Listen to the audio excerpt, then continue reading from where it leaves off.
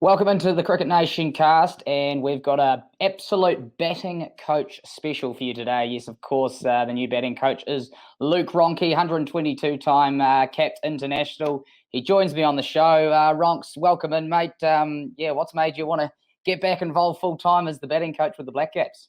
I think I got that buzz for it, obviously, getting in a few different series, obviously the World Cup as well, and to be involved full-time is sort of getting it's also that nitty gritty stuff behind the scenes that you don't get to see as much. I think that excites me as well, and just to be being around the group and helping the guys is on a full time basis. I think it's going to be awesome. I'm so excited. I mean, going through the whole process to get the position was at times a bit nerve wracking and stuff like that, and a bit played a few tricks on my mind and things waiting. But to be involved and get the role was just I'm over the moon.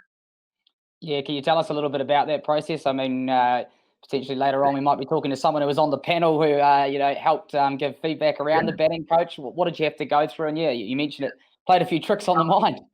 Yeah, it's more I think it was more the fact of the waiting part is when you go through a few different interviews or a few different panels of players, coaches, ex-coaches and stuff like that, and you sort of I guess you want to answer the questions as well as you possibly can at the time, and then you and ah after it sometimes. Oh, did I say this right? Did I do that right? And then it comes down to the fact is when they say, "Yep, sweet, thanks for that. We'll get back to you sort of in a week or so." And you're like, "Oh no, I have to think and wait for that long," and that's when my mind can play tricks on me. But it's a process you have to go through. They have to look at every aspect and angle of who they want and why they want it, and positions you have to do and different things you have to know and sort of undertake when you get the role. So I understand you've got to go through the whole process of everything. And I guess in the end, I got what I wanted out of it. So I can't complain too much.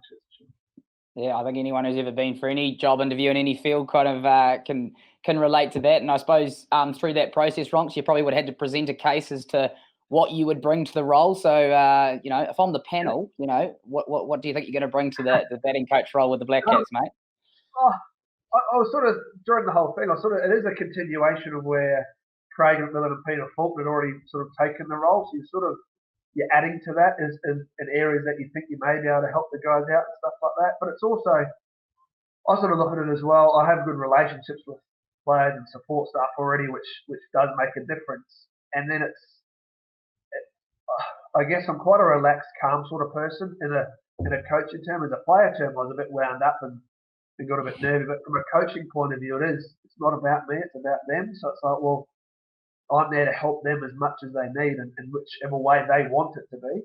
And your bits and pieces, and you've got to talk to them in certain ways at different times and stuff like that. But if I can sit back and relax and enjoy the whole, I guess, spectacle of international cricket and make the guys feel as comfortable and as happy as they can be, that is one of my aims, I guess. And just be around and enjoy the whole situation. I think.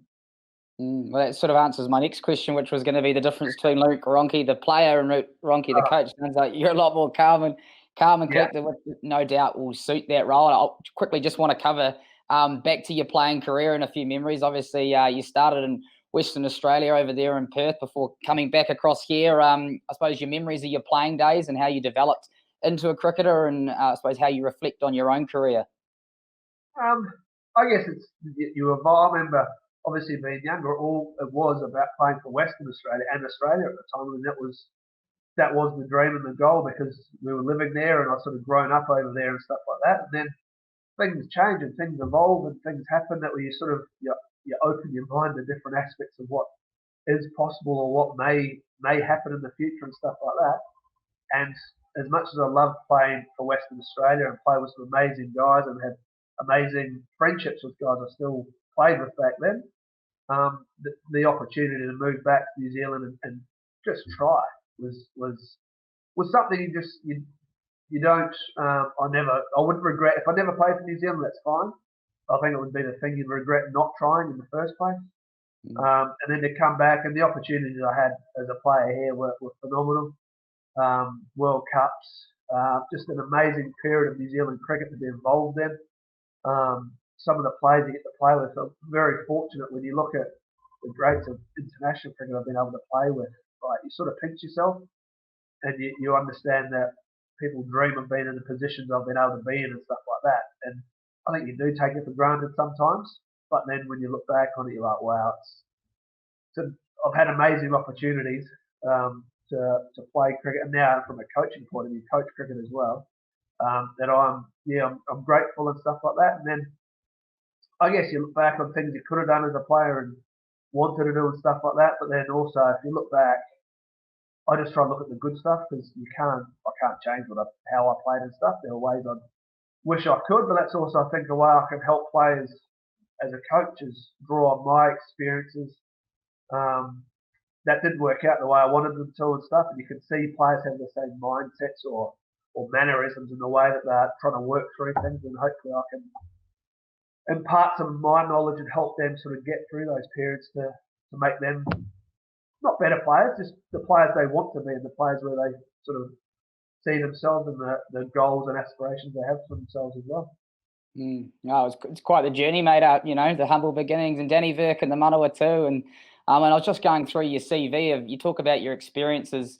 You've got a list, as long as your arm in terms of sides that you've played for from competitions, and the West Indies, England, Pakistan, Bangladesh. You've got a really range of diverse sort of experiences of playing, and also I think you're a kind of player, coach, mentor in the PSL there as well. So how much do you think they've kind of helped you in your development to become now a coach?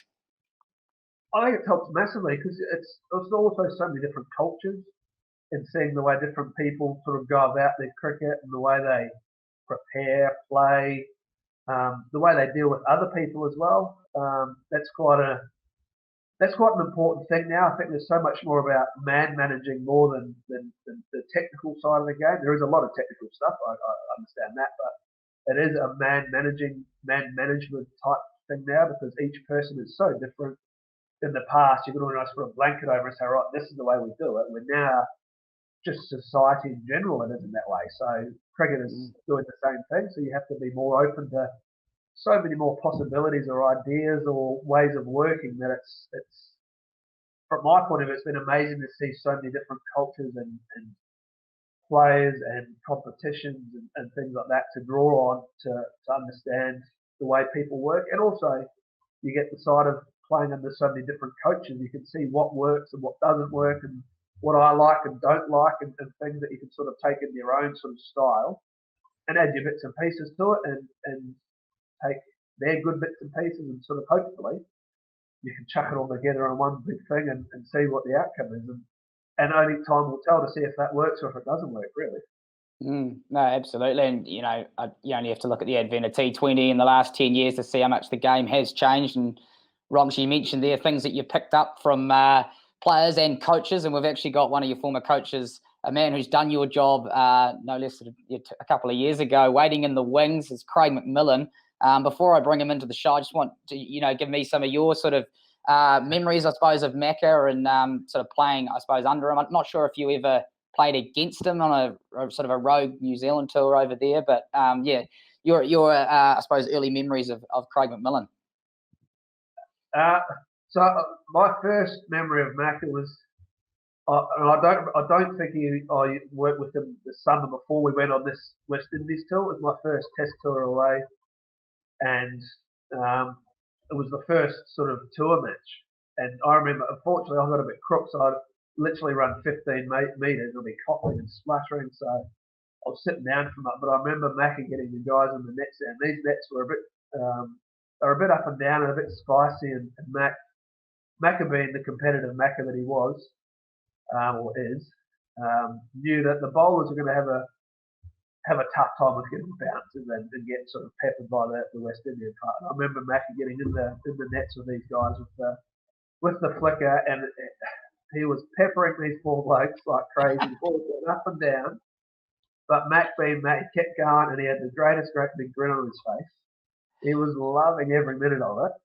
And that was Macca. He was just competitive in nature, but the same thing on the flip side. You'd have a great laugh at him. And you just see so many. It's probably a good time to bring him into the show. Welcome in, Macca, former international player, coach, and now commentator. Macca, you remember giving the boys that tune up in the West Indies? Yes, I do. I remember that they were spicy nets. But I was always a big believer that if training was tough, then out in the middle would be easier. But I think from memory, Ronks, it was a pretty tough pitch out in the middle too in that practice match. It was a shocker. I mean, they went like day 3. They actually changed pitches because it was actually going like up ridiculously. So they changed pitches for the last day of the game. Yeah, it wasn't the ideal preparation, to be fair. Talking about preparation, Macca. Preparation for Ronks coming into the job as batting coach. You obviously did it for sort of 5 or 6 years there. What's your perspective on that role and what it takes to succeed? Oh, look, I think it's a great job. Obviously, you're working with a talented group of players, some of the world's best, which is always exciting in itself. I think you're looking at working with guys that want to get better, are prepared to be challenged, and are looking to get better so that they can achieve some pretty cool things in the game. And Ronks has been around the group from a playing point, so he knows a lot of the guys, and those relationships that he's got with a lot of those players is going to be really important.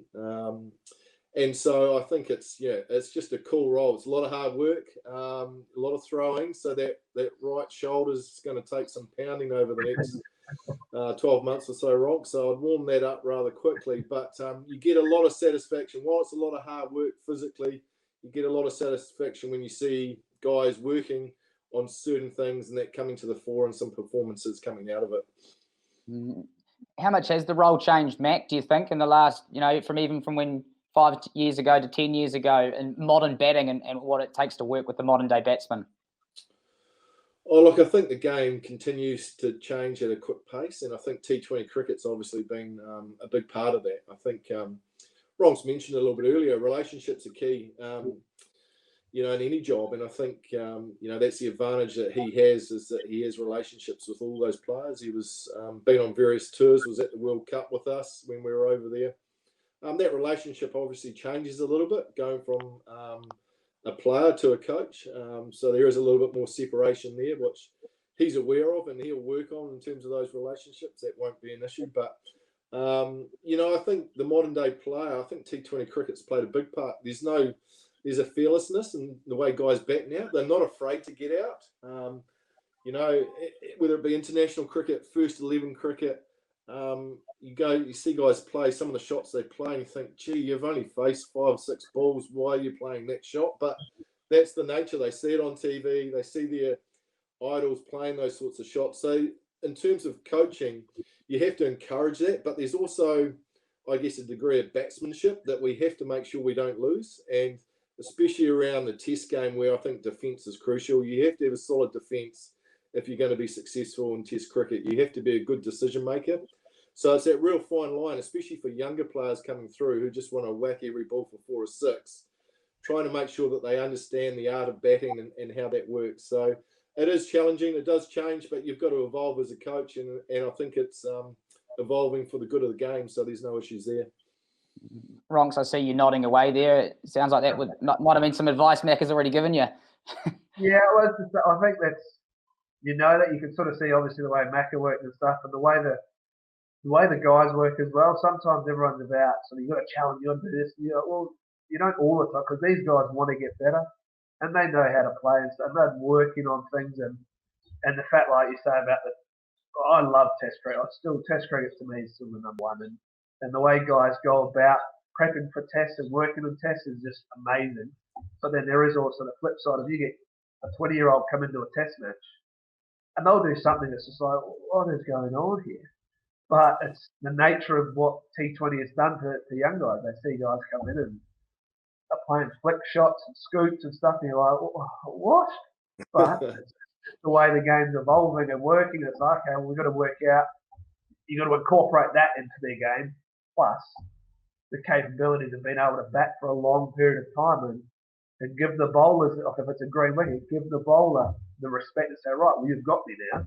I can do this for an hour, but then if you over pitch or if you bowl it short, I've got the capabilities to still score there, but I need to be able to bat for a long period of time as well to make runs.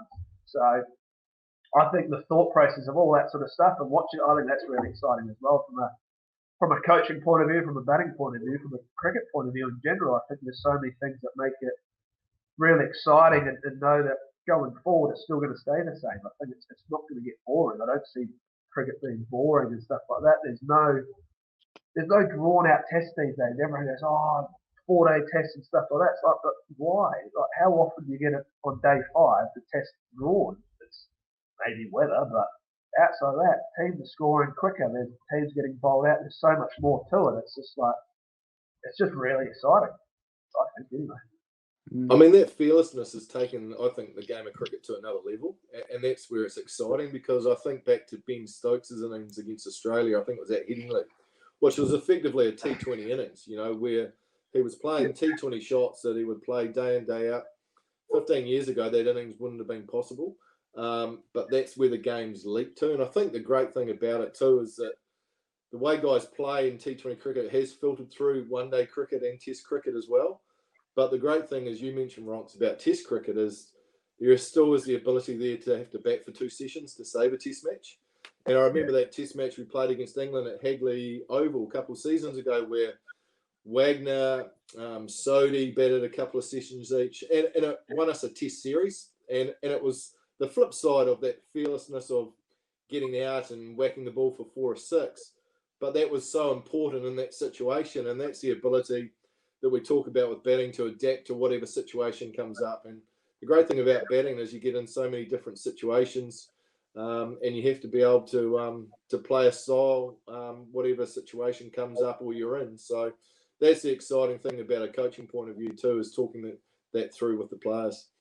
You mentioned that word adapt, Macca. How did you find that when you'd be switching from T20 and then bang, the next day, literally, you got the red balls out and you're trying to prepare guys to get them behind it and defend the day before they're hitting it over their own head? How did you kind of deal with that? Yeah, difficult going from white ball to red ball.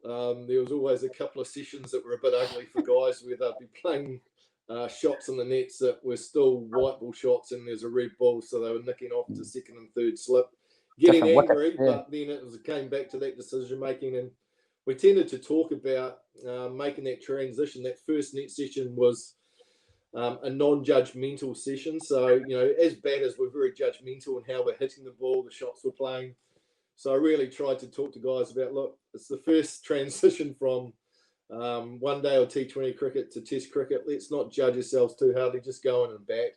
And then you work around game plans going closer to a Test match. But it's one of the real challenges that coaches and players certainly have to work on, because it's a short time period between series. So they actually have to adapt very quickly, because sometimes if you're playing a 2 Test match series, 1 or 2 dismissals and that's your series done. So you have to be able to make those adjustments really quickly, especially as a batter.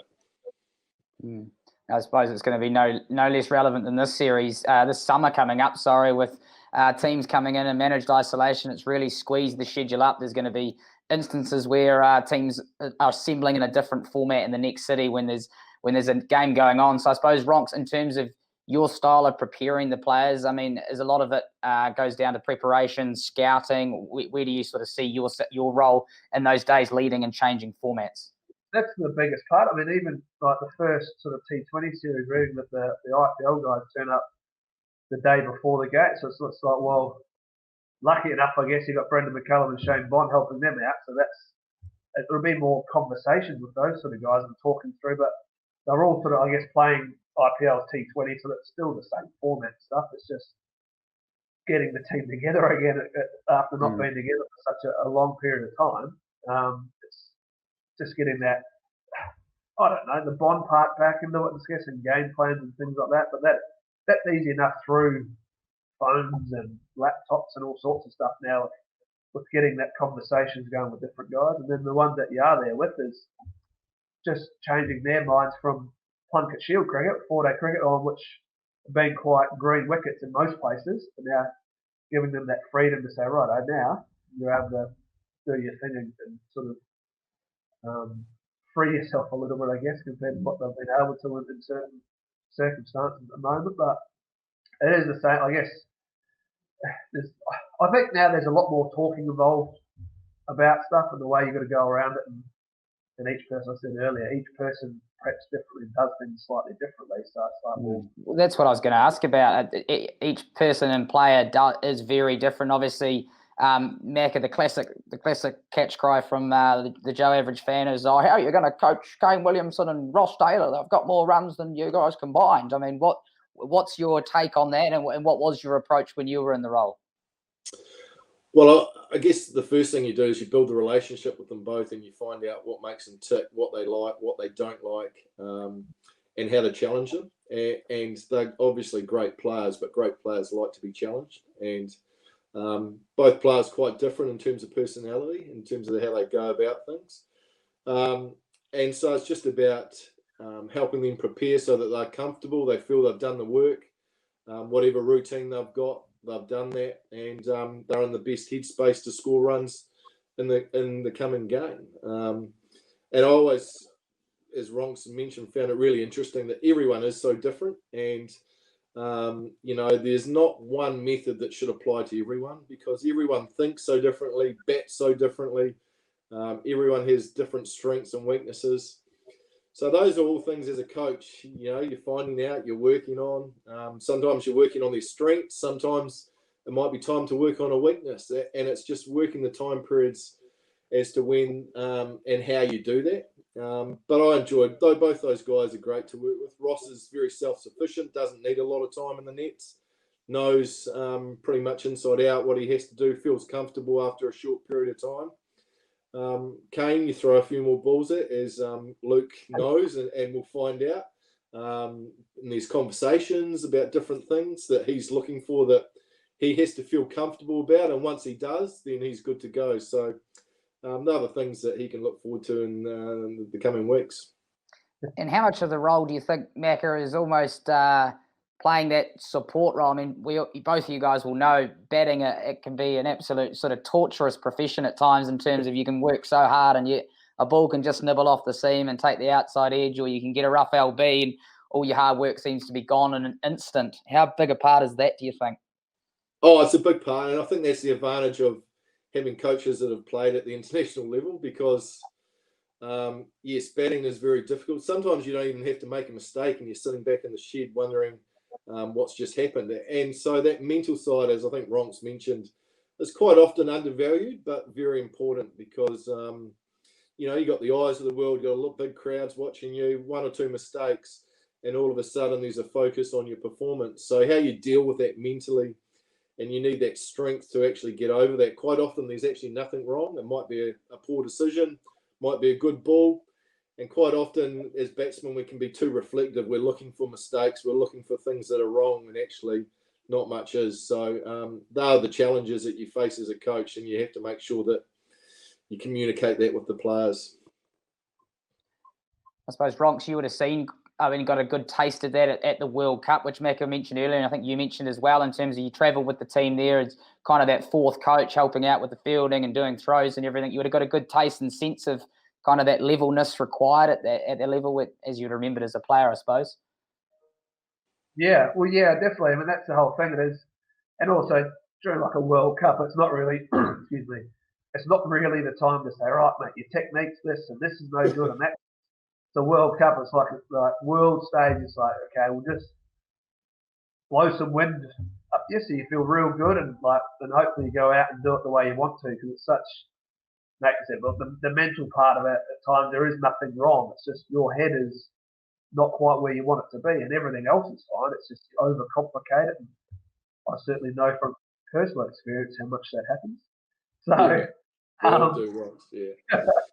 but that's the big part of it. And yeah, when you're in environments, World Cup was an amazing tournament to be involved in. You can see those little waves of ups and downs and stuff, and just trying to keep guys on a not level fit, but you're sort of trying to look after their brains more than technical stuff, and knowing the time when to talk and when not to talk, and when to have a laugh and be bouncing around, and other times it's like, nah, just everyone's happy here, just leave it be and stuff like that.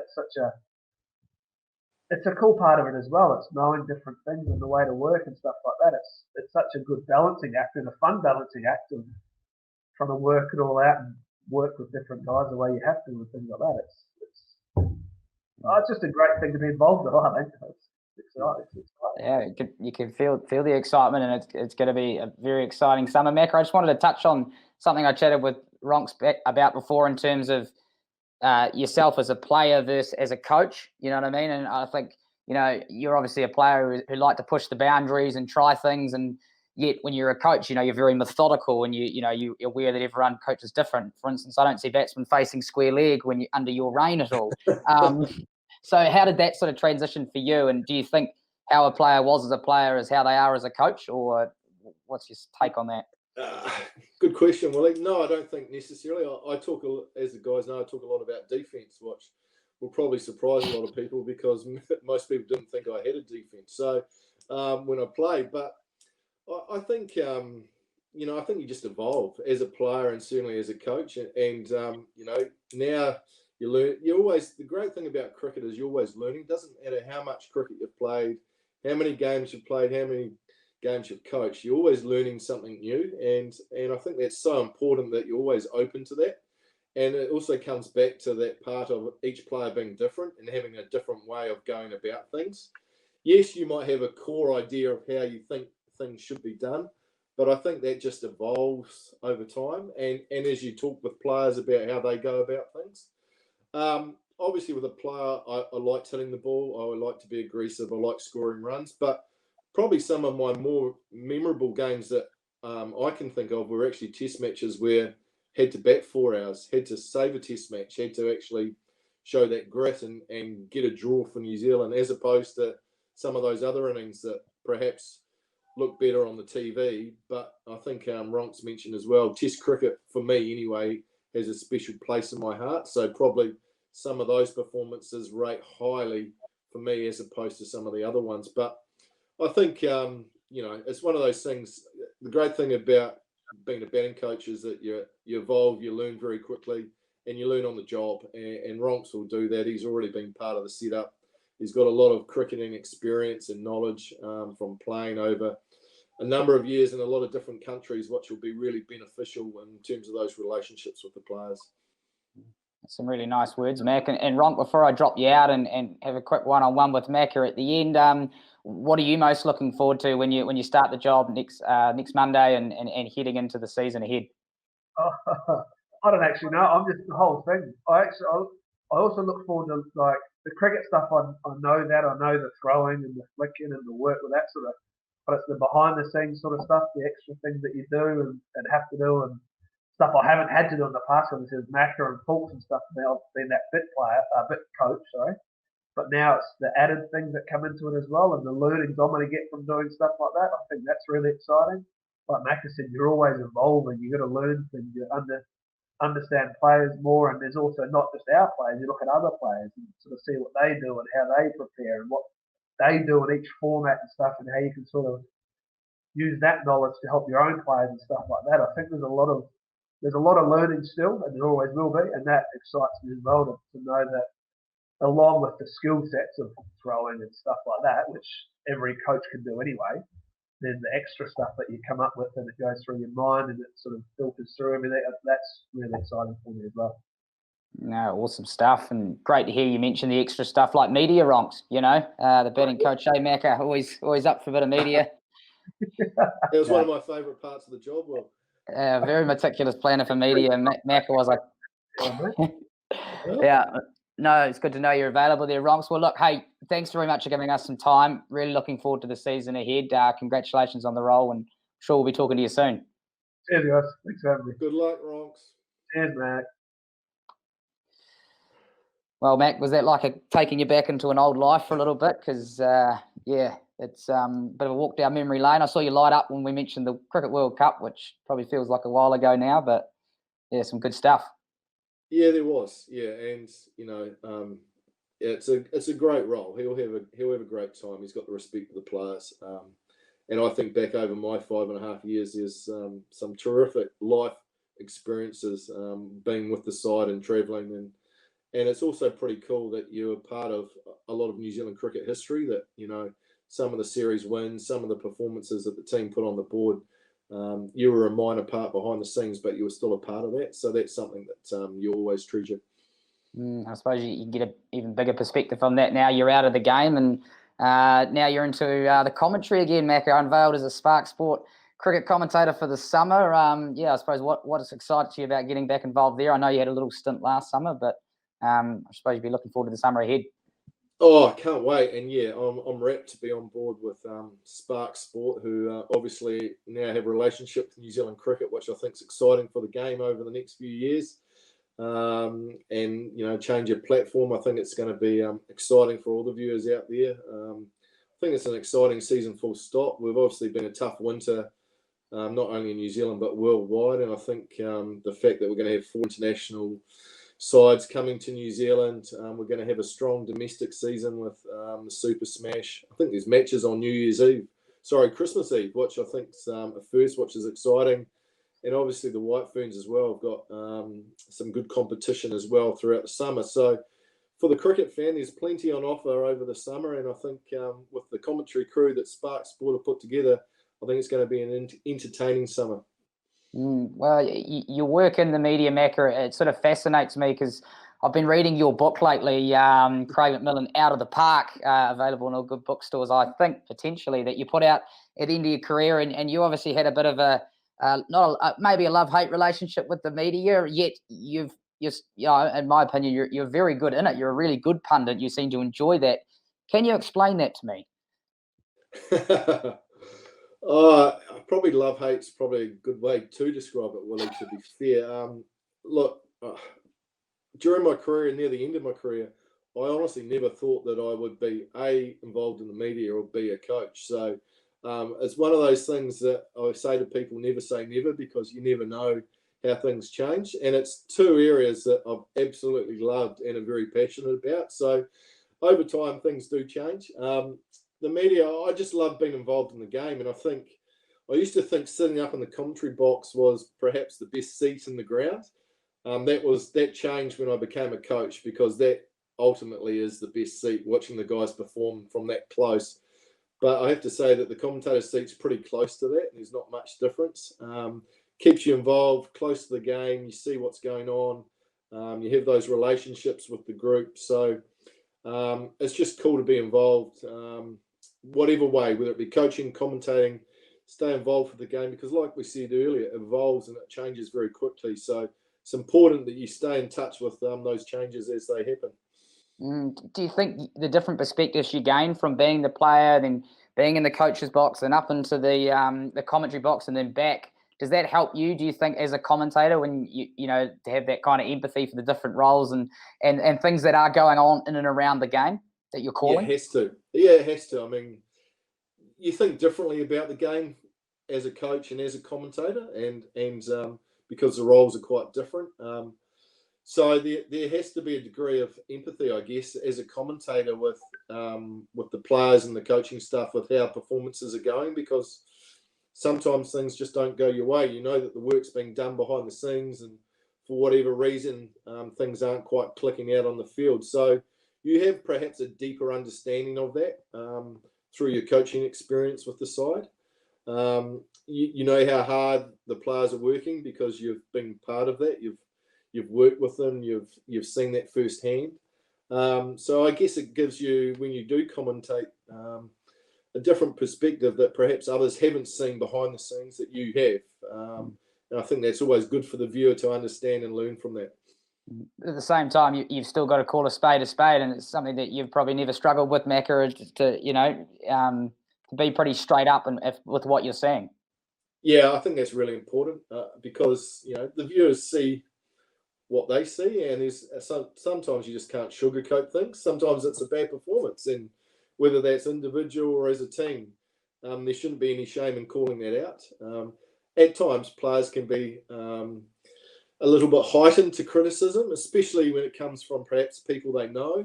Perhaps it can hurt a little bit more, but I guess that's where you have that relationship, and you hope that if there is an issue, they'll give you a call and you can discuss things or talk things through, because as a commentator, you're always wanting that New Zealand side to do well, to perform well, to be at their best.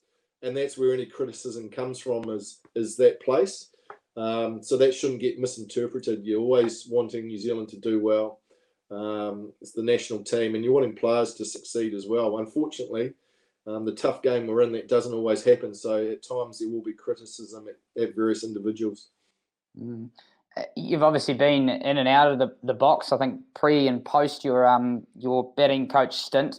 when you look at the lineup for this season with, some real different personalities in there than what we've seen in the past. I suppose it must be exciting to work alongside them and bring cricket with quite a fresh new broadcaster. Yeah, absolutely. I think it's really exciting what Spark Sport are going to bring to the game this summer. I think a lot of the names, there's obviously a wealth of cricket knowledge when you've got the likes of McCullum, Fleming, some new faces and voices in terms of Jeetan Patel, Grant Elliott as well, World Cup hero. There's a number of, along with Rebecca Rolls, Frankie McCoy. Look, there's a wealth of knowledge and expertise within that box, which I'm very excited to be working alongside. The thing that I look at that group of commentators, of people, and I see the summer being a lot of fun. And I think whatever job you do, you've got to have fun. And as long as you're having fun, then generally you do things pretty well. So I think it's going to be an exciting summer. And I think Spark Sport are going to play a big part in that. Absolutely, on the fun, Macca. And on that note, what everyone will want to know is what outfits are you looking at for this summer? You've kind of been making the beret your own. Waistcoats, jackets. Have you got your wardrobe kit out yet done? No, that hasn't been done yet, Willie. What have we got? We've only got 2 weeks, so time is starting to run out. But there will be a hat involved, Will. There's no doubt. It's getting a little bit thin on top of. Took a ribbing actually from Tom Latham the other day, so we'll try and cover up that area. But it will probably be the cheese cutter again. I sort of tends to fit well, and I think looks okay. So we might go with that again, I reckon. Cool. And just firstly on the cricket, before I let you go, the Windies are in town. It's going to be 3 pretty quick T20s. They are the world champions, of course, and then into the all-important Test Championship. How do you see that first tour for the BLACKCAPS? Yeah, I think it's going to be a really important tour. I think the West Indies, it's always great having them on our shores. They bring a certain flair to the game. They are a very, very impressive T20 side, so it's going to be a good challenge for our team. There's different challenges, I think, as Ronks mentioned earlier, with COVID in terms of quarantine, isolation, players coming in and out. So it's probably not the ideal or the normal preparation that sides have, but that is perhaps the new norm. So guys are just going to have to get used to that. But I certainly look at their T20 side, and there's some stellar names that I know the New Zealand public know and will be looking forward to seeing. So a good challenge for our guys. I think Test matches, we have them covered. I think in our conditions, we're very strong, as we showed last summer against India. We're a hard team to beat here in New Zealand, so I expect us to perhaps have it over them during that series. But, I look at all the sides. Pakistan, the unpredictability of Pakistan, they're good one day, bad the next. You just never know what you're going to get, but they're always a challenge. Australia, the strength they bring, there's that Trans-Tasman rivalry that goes back a long way and always, adds spice to matches with Australia. And then Bangladesh, the colour of Bangladesh, who unfortunately, under sad circumstances, didn't come here last time or had to go home early because of the tragedy in Christchurch. So it'll be nice to have them back on our shores. And so it's a really full summer with some really good teams and some good challenges for that New Zealand side. And just lastly, on the BLACKCAPS themselves as a team under Kane Williamson and Gary Stead, where do you see them at as we head into, a big year ahead, which will have a World Test Championship final and also have a World T20 in India. So plenty of challenges ahead for them. Yeah, there is. I think obviously T20, as you mentioned, and Test cricket are the 2 important formats this year, which I guess in the schedule is why there's not a lot of one-day cricket after we're coming off the back of a one-day World Cup. I think there's still a fair bit of work with the T20 side in terms of just finding the right balance and the right side that they're going to take away to the World Cup. I think there's still some question marks over that side. And perhaps with the way the season's going to be, there'll be the opportunity to try some different players in some different positions and see how they fit those roles.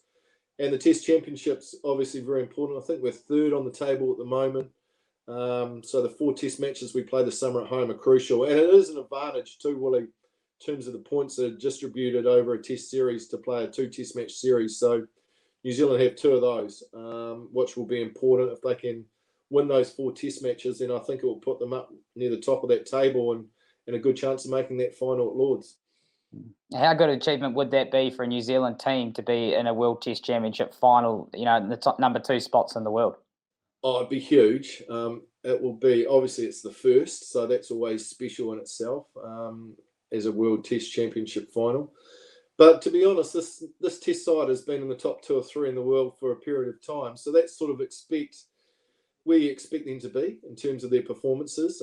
They've struggled last season a couple of times overseas where they weren't at their best. But like I said, they're very good at home, so they need to continue that winning way at home. And if they do that, then there'll be a good chance of hopefully, I think, causing a little bit of an upset and making that final. And just quickly on playing at home, and the White Ferns, obviously England and Australia, hopefully coming here. Then they've got a World Cup at home again next year. So a vitally important year forming for Sophie Devine under the coaching of Bob Carter there, and a few key players still around, and Amelia Kerr coming through. So a really important season for them coming up too. Yeah, it is. It's a big season for the White Ferns. Probably fair to say that the performances haven't been as stellar as good as what they would have wanted in recent times. Doesn't get any easier against Australia and England, who are the top 3 in the world in terms of rankings. So 2 tough sides coming here to test the White Ferns out. But I think it's an exciting summer. I think there's also a degree of transition as well, Willie, in terms of some younger players coming through that are starting to create names for themselves. You mentioned Amelia Kerr, who's obviously been in the White Ferns for 2 or 3 years now, and she's very, very talented, and her performances just get better by the year. So she's an exciting player to watch. But under the leadership of Sophie Devine, I'm sure it will be a good summer for the White Ferns, and they can put in that preparation for that World Cup. Absolutely. Well, Macca, really appreciate some of your time, mate. I just wanted to quickly check in on your handicap, your golf handicap. I know that's one of the things you like to do when you're not absolutely busy on the road. How's all that going down there in Christchurch? Not too bad, thanks. It's dropped a couple, Willie, probably from the last time I was on tour. I think it's down to 5 now. So we're working pretty hard on that. There's some good rounds, some bad rounds, but certainly over the winter, I've spent a lot more time at home than what I have in the last 4 or 5 years. So it's now time to go back to work, and I look forward to the season starting in a couple of weeks' time. Absolutely. We look forward to seeing you out there, Macca. Thanks so much for your time, mate. And we'll see you out there this summer. Thanks, Willie.